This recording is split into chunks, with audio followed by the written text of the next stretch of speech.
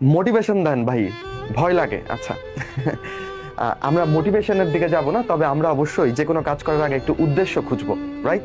So আমি তোমাদের সাথে ক্লাস শুরু করার আগে আমরা একটু 2 মিনিট সময় নিতে চাই, এবং 2 মিনিটে আমাদের যে স্বপ্ন সেটা নিয়ে একটু করে ভাবতে চাই।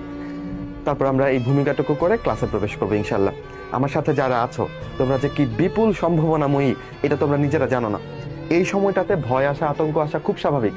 তোমার মনে হবে তুমি সব থেকে নীচ, তুমি সব থেকে হীন, তুমি সবার থেকে কম পারো। কিন্তু এই তুমি দেখবা ভার্সিটিতে টপ রেজাল্টটা করবা, এই তুমি।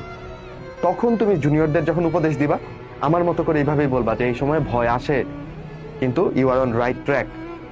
তুমি একটা এত বড় প্রতিযোগিতার মঞ্চে দাঁড়িয়ে আর তোমার মাঝখানে হতাশা আসবে না, তাই কি হয়?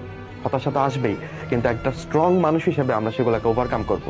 খেয়াল করে দেখো, আমরা ছোটবেলা থেকে আমাদের বাবা মা আমাদের পেছনে যথেষ্ট ইনভেস্ট করেছেন, টাকা পয়সা থেকে শুরু করে, সময় থেকে শুরু করে অনেক কিছু। আজকে তোমার তাদের দেবার পালা, তাই না? তোমার একটা ভালো রেজাল্ট তাদেরকে ঠিক কতখানি খুশি করতে পারে, ইউ কান্ট ইমাজিন। তুমি দেখবা তোমার এই অ্যাডমিশন টেস্টের একটা রেজাল্ট তাদেরকে কতখানি রিলিফ দেয়, যে আমার ছেলেটা, আমার মেয়েটা এখন থেকে মোটামুটি স্বাবলম্বী। স্বাবলম্বী এই কারণেই বললাম, তোমার মাঝে মধ্যে ইচ্ছে করে না যে আমি আমার বাবাকে বা মাকে ছোট্ট একটা গিফট দেই, কিন্তু পকেটটা ফাঁকা, টাকা নাই? আমারও তোমার মতো অবস্থা ছিল, বুঝছো? তো আমার মনে পড়ে আমি যখন মেডিকেলে আসলাম, ঢাকা মেডিকেল কলেজে, আমি প্রথম বছরেই আমি কিছু ইনকাম করতে পারলাম স্টুডেন্টদের পড়িয়ে বা এরকম উপদেশমূলক কথা বলে। সেই টাকাটা আমি জমালাম, আমার মাকে আমি একটা গিফট কিনে দিলাম। আমার মা কোনোদিন হিরে পরেন নাই, তার আগে আমি একটা হীরের একটা ছোট্ট নাকফুল কিনে দিলাম। আমার যে সেই কি আনন্দ, মানে এটার অনুভূতিটা এখনো সযত্নে আমার হৃদয়ে রাখা। আমার বাবাকে আমি একটা দামি ঘড়ি কিনে দিছিলাম। তো দেখো, এখন আমি চাইলে আরো অনেক কিছু কিনে দিতে পারি, সৃষ্টিকর্তা সেই ক্ষমতাটা আমাকে দিচ্ছেন, আলহামদুলিল্লাহ।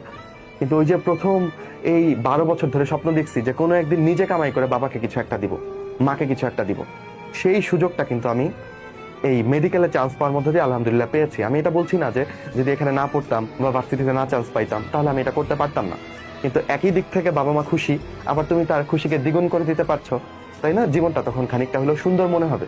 আমার কথায় কেউ মিসআন্ডারস্ট্যান্ডিং ভাবে নিও না, মানে তুমি চিন্তা করো না যে ভার্সিটিতে পড়াশোনা নাই, মেডিকেলে বা ইঞ্জিনিয়ারিং এ পড়াশোনা নাই, এভাবে চিন্তা করলে ভুল হবে।